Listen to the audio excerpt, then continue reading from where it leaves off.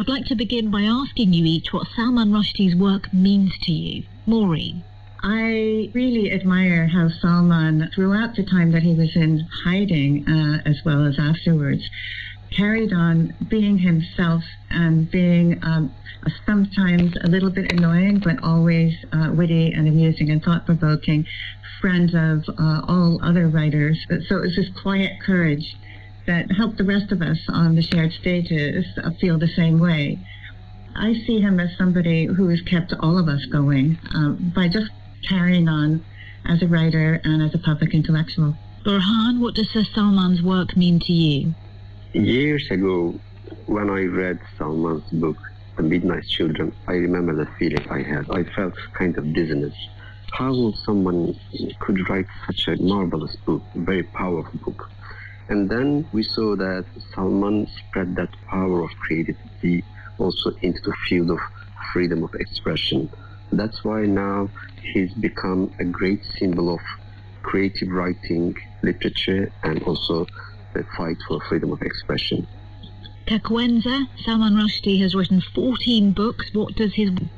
I really admire his courage, and he has proven to the whole world that you cannot declare yourself and your behavior immune from criticism. There should always be a right to disagree, and that right is non-negotiable. There is no belief that is greater than the right to life.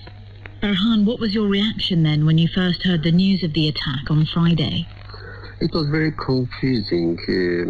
That anger and sadness and shock, they all come together. Maybe that kind of feeling can be described in a literary text in best way. I had two really powerful responses in parallel. The first one was to see my friend struck down so easily when his words have been so strong all these years. And so that was a terrible shock. But as a U.S. citizen, very much painfully aware of how much ideological violence there is in one of my countries right now, I would say, yes, my United States stands up for freedom of expression and the dignity of literature, but also my people in the U.S. are complacent.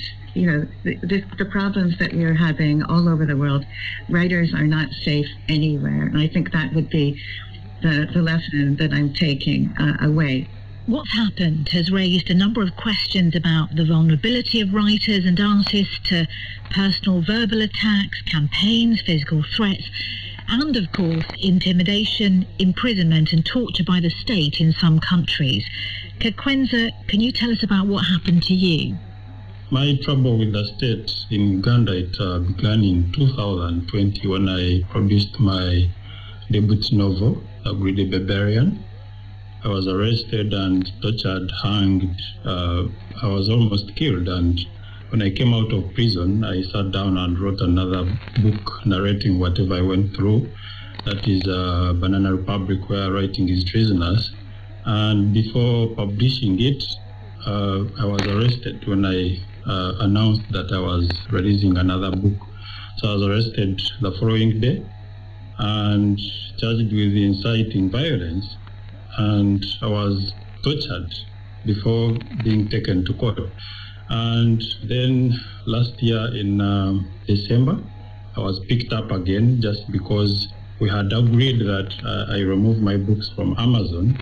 And when I refused, they, based on my tweets, that I had called the president a dictator and I had called his son Obis Kamajan.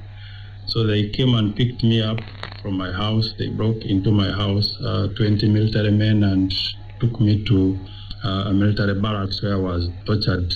By the time I was smuggled into court, all the joints were swollen and just like that, and that is how I escaped out to Germany. I fled the country and went to Germany, and up to now, several arrest warrants have been issued against me.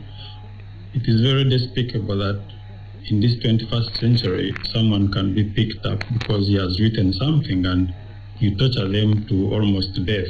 You get pliers and you start picking flesh from their thighs. You beat like you're beating an animal. It is really very bad. But for me, I will really defend freedom to write to the grave.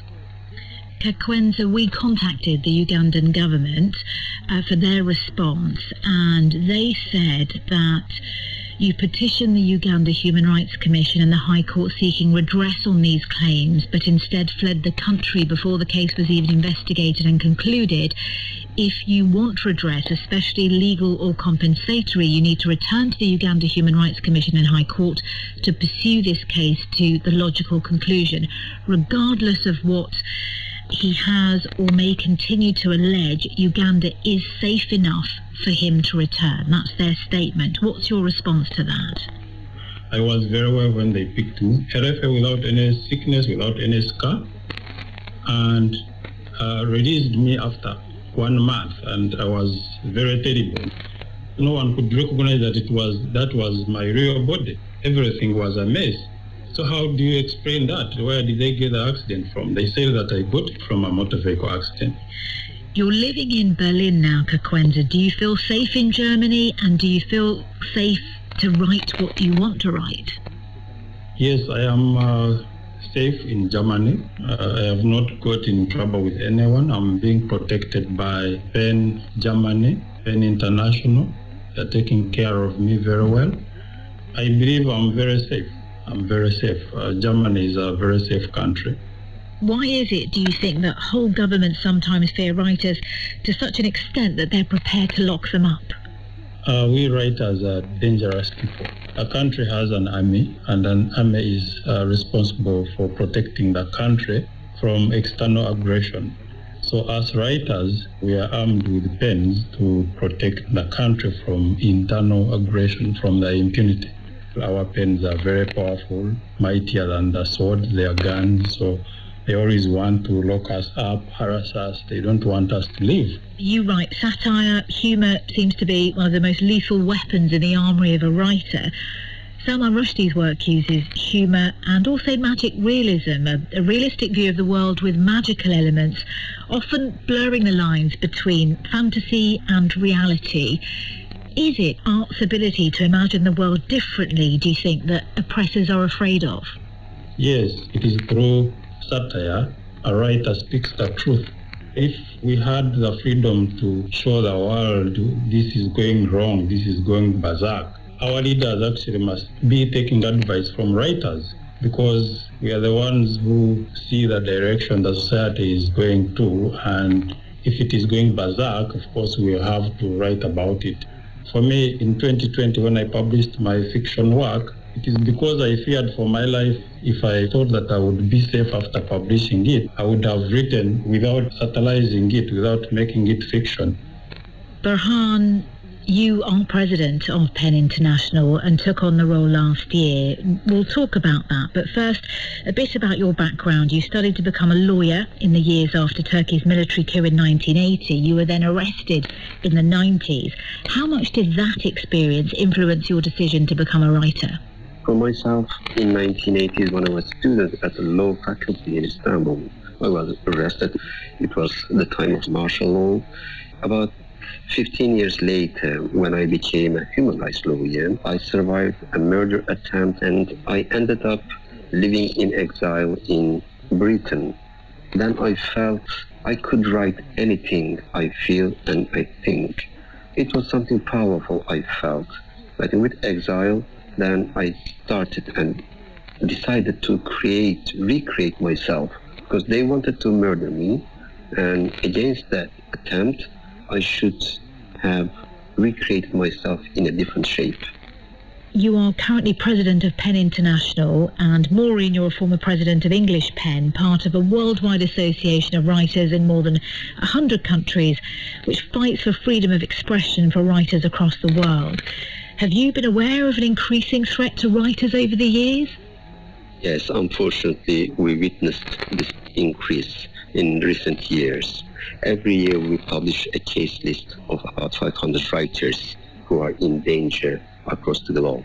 But when we prepare this case list, we know that there are thousands of names in every country. When we look at the recent incidents like in Belarus, Ukraine, Russia, Afghanistan, India, Malaysia, Philippines, Syria, Iran. We see that everywhere is having an earthquake, and this big shake put in danger not only writers but their societies as well. We defend all those writers because we want to promise a good future for their country as well. Maureen.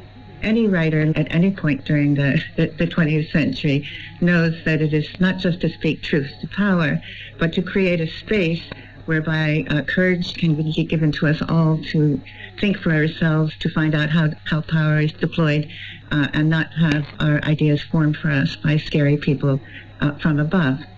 At the same time that the threat to literary writers has been rising, there's been a parallel and very worrying rise in journalists. Journalists are more and more at risk all over the world. So it is something that now affects us all. In a certain sense, we are all writers. I'd also like to put a word in for translators. I being a translator from the Turkish. Salman's predicament right now is a reminder that his translators were also put at risk during the time that he was put at risk with the fatwa. We know that his Japanese translator was killed. We know that I think it was his Norwegian translator was almost killed. So the reason that translators are prosecuted in Turkey and many other countries and then turned into hate targets is that we are also in the same business of talking back, and making sure that the important words reach audiences across otherwise controlled borders. Broadcasting worldwide, I'm Tina Dahili, and this is the Cultural Frontline on the BBC World Service. In the wake of the stabbing of the novelist Sir Salman Rushdie, I'm talking to writers about their experiences and the future of freedom of speech in literature today. With me are Turkish writer Berhan Sonmez, Ugandan novelist Kakwenza Rukira Bashaija, and also the US-Irish writer and literary translator Maureen Freely. Now, we've been discussing the challenges that writers face around the world when it comes to the free exercise of their imagination.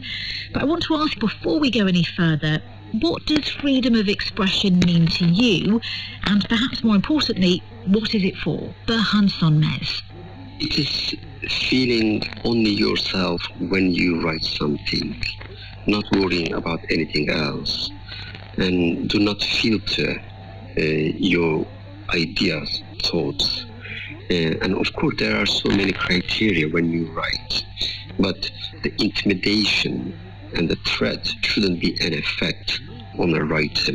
And secondly, freedom of expression is not something personal. We have to see those two aspects. One is the individual freedom, the other one is the social welfare for all of us. But what is the difference between freedom of expression and freedom of speech? Because even the most liberal societies around the world have limits on what people can say, especially when it comes to inciting hatred, for example. How does that impact writers' freedoms? Maureen? Freedom of expression is something that I think of in terms of literary writers pursuing large questions in worlds of their own creation. I really appreciate it and value it and need it and treasure it as a novelist as well as a translator, because when I go to work or when I am writing for the newspapers, I don't have that because there are so many other rules that I need to respect. I have duty of care as a university professor, duty of care to my students. There are all sorts of things that I would not tolerate in the other tutors that I'm in charge of. So we have so many social rules, if you like, as well as laws and regulations that we must respect in order to be civil to each other. That is what I treasure losing when I go into my novels and short stories, the freedom to leave all that behind. Before freedom of expression, the most important thing is freedom of thought, the freedom to wander, the freedom to turn things upside down. I was very moved by what Burhan said about what happened when he came to the UK, feeling free to wander, free not to have to worry all the time about ending up in jail or being tortured or whatever, just freedom. And freedom of expression for me is after having had that freedom to think, to be able to share those thoughts, to give courage and laughter to others, and with that, the freedom to question the people who want to control our thoughts. Do you worry writers might increasingly censor themselves now? I think we all censor ourselves now much more, and one of the reasons we do that is because every body we work for, every university, every media institution is always very mindful of risk management and also reputational risk. Those of us who work with NGOs are aware of how easily we can lose our funding. There are a million ways at university where we can lose our jobs by breaking this rule or that. And I'm not joking. I'm not on Twitter, for example. All right. So I think we're all at risk. But I think the people we need to listen to most, the Salmans of this world, and also the many thousands or more than thousands that Burhan was talking about, whose names we don't know. I think these really important writers have faced this risk since the very, very beginning, and I just don't see them stopping now. What I worry about is whether publishers are going to continue supporting them because of the pressures they are facing in their own institutions and their own ecosystem. You mentioned not being on Twitter, Maureen. Do you think the way we engage with people via social media has changed the nature of free speech? There are, of course, some extreme opinions on social media platforms. I'd like to get a view from all of you on this. What impact does that discourse on those social media networks have on you and other writers? Maureen, let's start with you. I think that social media have been in some ways very important and democratizing. We have only to go back to the Gezi riots of Istanbul in 2013, in which the main way of communicating both news and danger was through Twitter. And of course, we had the Arab Spring and the same thing going on. But the problem about unbounded social media organs like Twitter is that you don't know where anything you say goes. You don't know where the extremists are going to be. You know, all of the bad actors are there on the stage with you. I think it's one of the great problems that we have to address right now, what to do about social media, make sure that we embrace some of the freedoms it's given us, especially in countries where the press is heavily censored. And how do we keep the extreme voices from dominating and threatening their enemies to the extent that those people stop being able to have a normal conversation? They're just protecting themselves. Burhan, what impact does social media have on you? On the social media, mainly the hate crime groups now using it just to curb the truth or to destroy the truth. You know, J.K. Rowling, she said that she's supporting Salman Rushdie on social media, and immediately she received a death threat. Not just a simple criticism or, another opinion against her opinion, a death threat. That is something very dangerous that we should be aware. And that kind of unknown aspect of social media platforms affecting so many writers. I think people don't like to be there. Kakwenza, what impact has social media had on you as a writer? For me, social media has actually given me an opportunity to blow off my steam, because newspapers in Uganda denied me an opportunity to do that. Even when I wrote whatever I went through in prison, they were threatened not to publish it. So I normally use my Facebook to post everything that I went through. So if anyone says that I am an extremist because of what I post, they should understand that I am extremely angry. I'm not an extremist. I'm just blowing off my steam, and it is actually justified. For many writers, public events are an essential part of promotion and engagement with their readers. Do you think what's happened could change the relationship between readers and authors? Maureen? I'm very much hoping that it won't change that. I think we'll have to be more careful. It does feel like very exposed up there when you know that you're either a death target or sitting next to one. But mostly when you're up there, you feel the appreciation of the people in the audience. And so I think these are risks worth taking. Again, will publishers assessing their risks want to carry on with it? That's another question. It won't be, if they don't let their most controversial authors onto the stage. They'll have very good reasons to do so. but we'll all lose. Farhan? This kind of awful incidents may have a short-term impact on readers, writers, and especially on organizers now. But I think it's something temporary, because this incident is not unique, fortunately, not the first one in our history. I think in the midterm and the long term, we will be writing and defending this kind of things more loudly. Finally, isn't it ironic that a consequence of persecution is that it often spurs writers on to write more and explore how they've suffered and document it? In an age of advancing technology and the potential for surveillance, are you hopeful for the future of writers' freedoms? Takwenza? I'm very hopeful that we shall not remain with dictators who torture us writers. We shall not remain with ignorant people who do not understand freedom to write. They should know that when you torture a writer, he breathes ink, and also they should know that no writer in world history has ever lost a war. People who harass writers, they have always lost wars to writers. And Maureen? This is the question that turned me into a writer-activist. And of course, my early years in Turkey were part of that too. It is the worldwide community of writers who can make visible what the bad actors are trying to cover up through intimidation, surveillance, torture, killings, and so on. So it is very important for us writers to be keeping our eyes open and our hands joined. Governments survive and prevail on the basis of the single story, the official history, and they have all different ways of inculcating most people in a nation with these. So of course they're terrified of anybody who can undo those stories or suggest that there might be more than one story. I think it's always important to remember that if writers are in danger, it's because they're doing something really important. It's good to be dangerous people.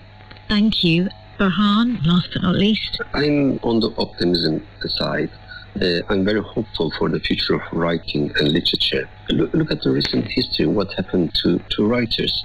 They've been murdered, they've been censored, they've been exiled, imprisoned, but still, everyone is writing and everyone is reading. I don't think that the violence of the governments and the violence of hate groups will be able to stop this big power, because this big power not coming from big communities of writers, it's coming from individuals. They cannot destroy every individual who has ability to dream.